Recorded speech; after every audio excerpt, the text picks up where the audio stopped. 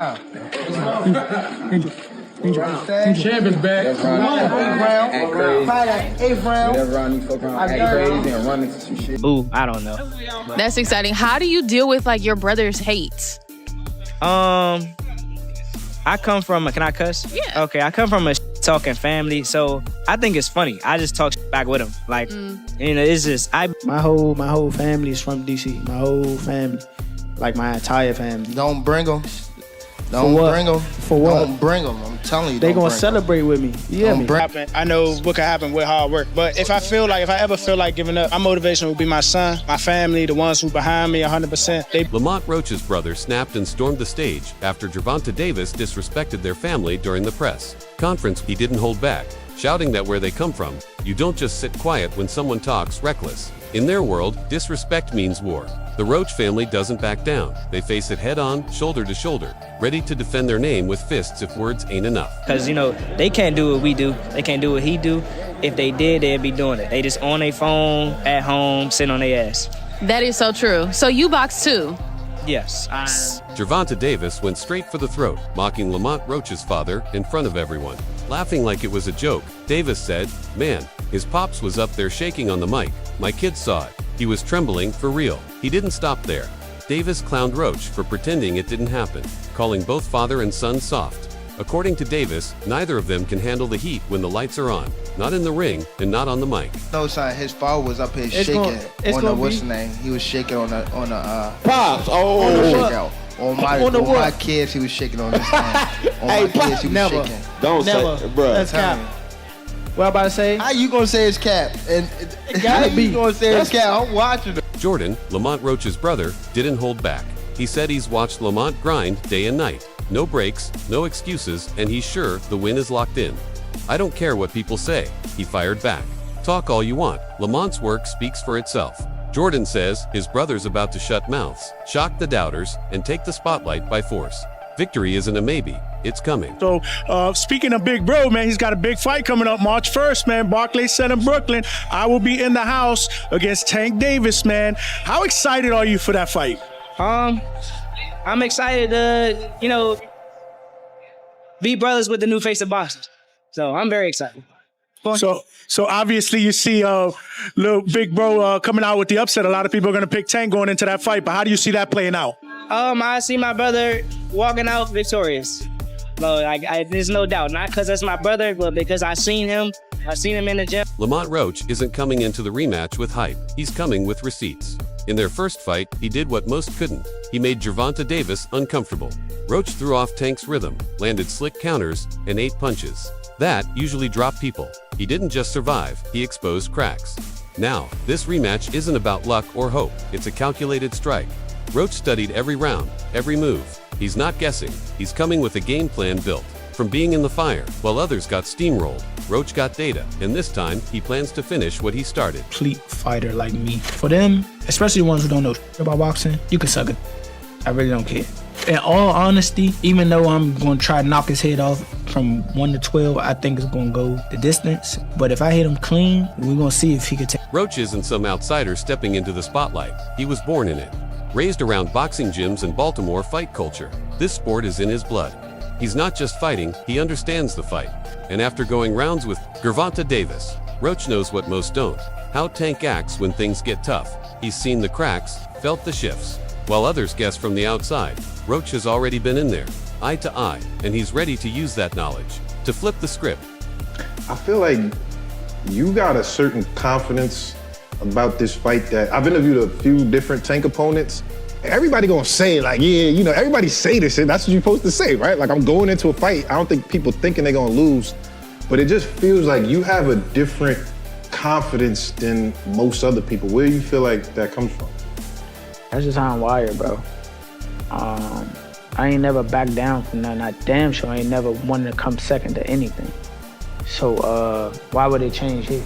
There's no fear, no mystery for Roach. He's already lived this. What rattles other fighters doesn't shake him, because he's been around it his whole life. He's not starstruck by Tank, and he's definitely not scared. His confidence isn't cocky, it's earned. It comes from years of grind, from a legacy built in real gyms, and from knowing exactly what he's walking into. Roach isn't guessing. He's coming in prepared, focused, and fully aware of what it takes to break the so-called unbreakable. Pushing. What made you really stand out as a boxer? My hard work, determination to be the best. Is there one boxer that you think inspires you the most with your play style? I take bits and pieces from all boxers, even some of my opponents and stuff like that. Anyone specifically? No, not necessarily. What keeps you motivated to keep pushing hard still? It's definitely hard for me to give up because I know what's at stake. I know what can happen. I know what can happen with hard work. But if I ever feel like giving up, my motivation will be my son, my family, the ones who behind. The second the first fight ended, Roach didn't celebrate, he went straight back to the gym. No victory laps, no excuses. He treated that fight like homework, breaking it down frame by frame. Every mistake, every miss,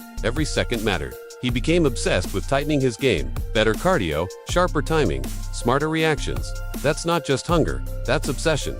He knows hesitation costs you everything. On the other side, Team Davis felt the pressure too.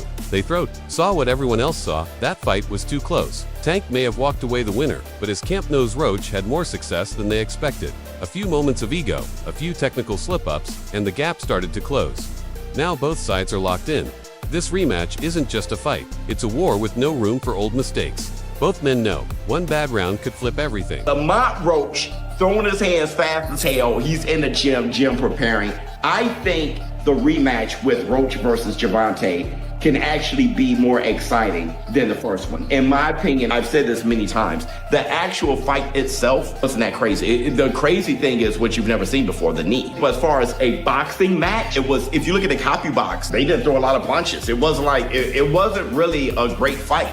But as far as the fight itself, the second one can't, because I think Tank is coming for blood. He's not going to pull his punches at all. I don't think he really did the first time, but I'm not sure how well he prepared or how mentally focused he was. I think you're going to get the very best Tank in a rematch, and you may just get an even better Lamont Roach, since Lamont Roach don't have to speculate if he's good enough. He fought Tank. He has more confidence now than he did before, and he felt that he was robbed. So he's going to be on one. I think the rematch is going to be far more exciting. This ain't just a rematch, it's turning into a full-blown rivalry that could define both their legacies. Roach didn't just survive Tank, he stood toe-to-toe and never broke.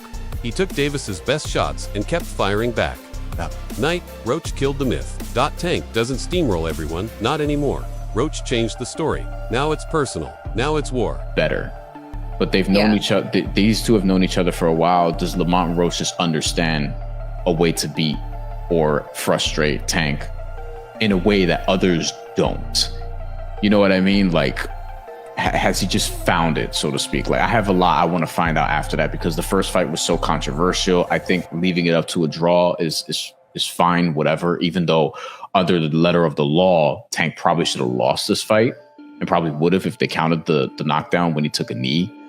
He blamed it on grease. On Roach a real shot, even though I still would say Tank figures it out and gets it done and takes it more seriously this time.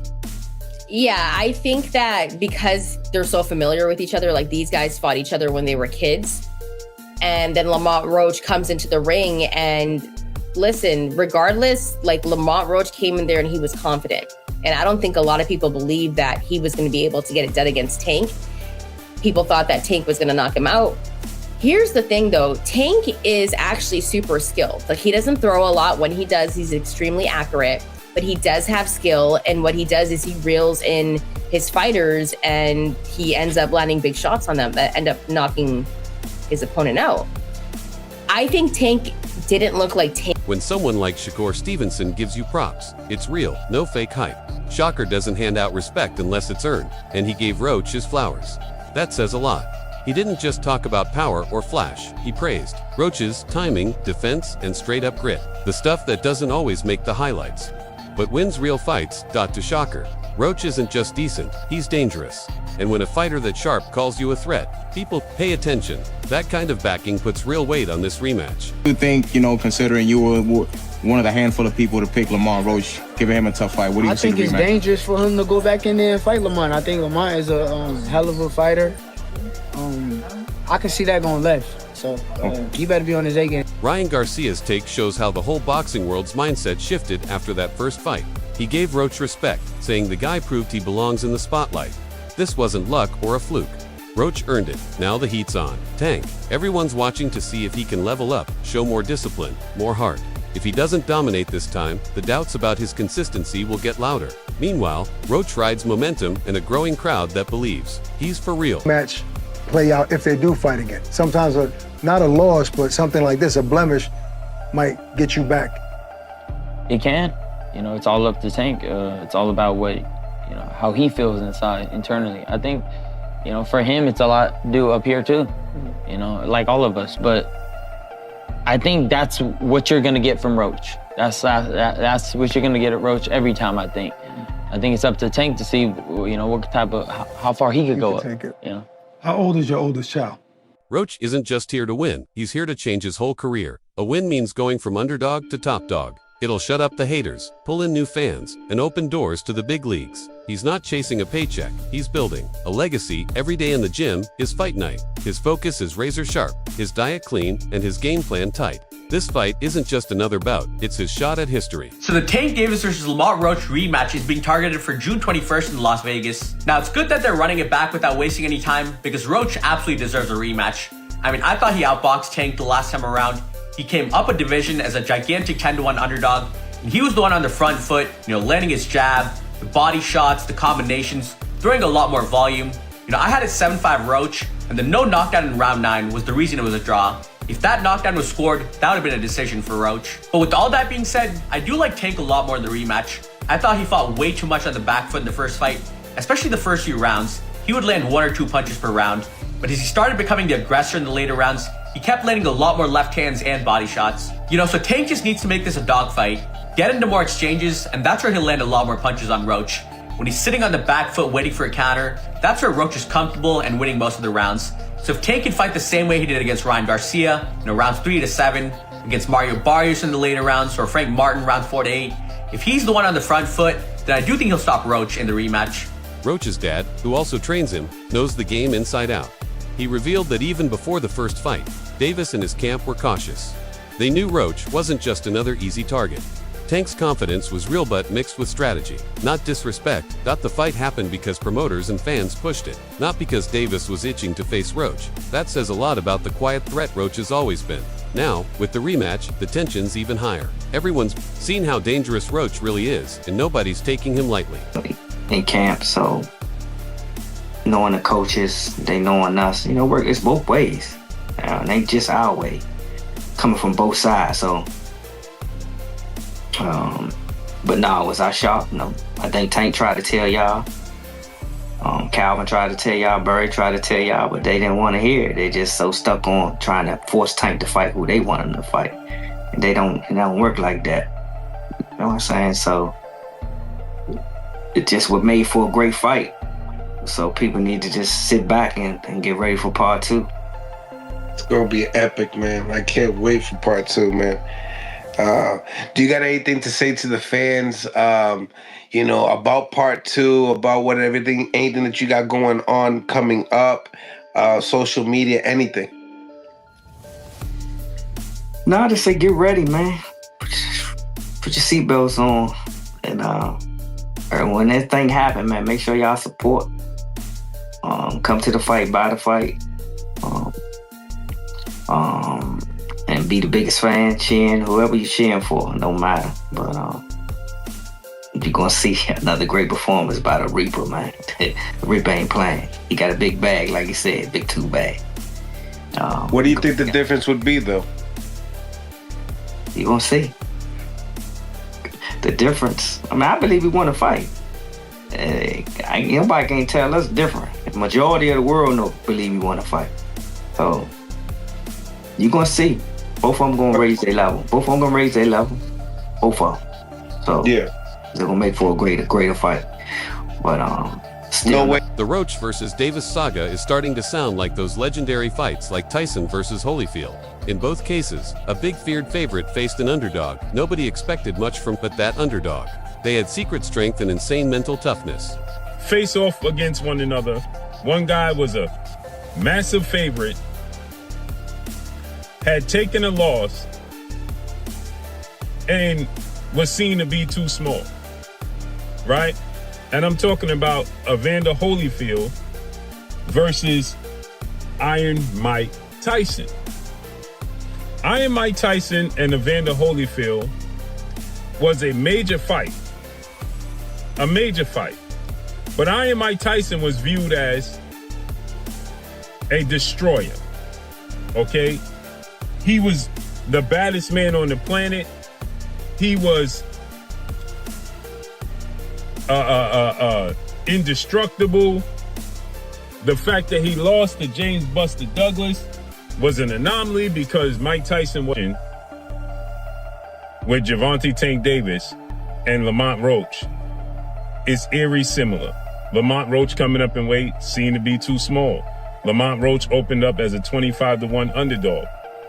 Lamont Roach, they had history. Mike Tyson and Holyfield had history. Now, they didn't fight in the amateurs, but they had sparring history, and it was said that Holyfield got the best of him in sparring, but they had some good sparring sessions, right? Now, Lamont Roach didn't get the victory, but he frustrated Tank Davis, and we never seen Tank Davis look like that in the fight.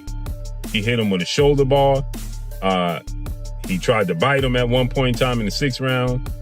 He took a ill-advised knee and didn't get counted in the 9th round, right? Like Holyfield, Roach isn't trying to brawl. He's trying to outthink and outlast. These comparisons aren't made lightly. They suggest this fight could be one that defines an era. The emotional stakes and clash of styles give it that classic feel boxing fans remember. Place.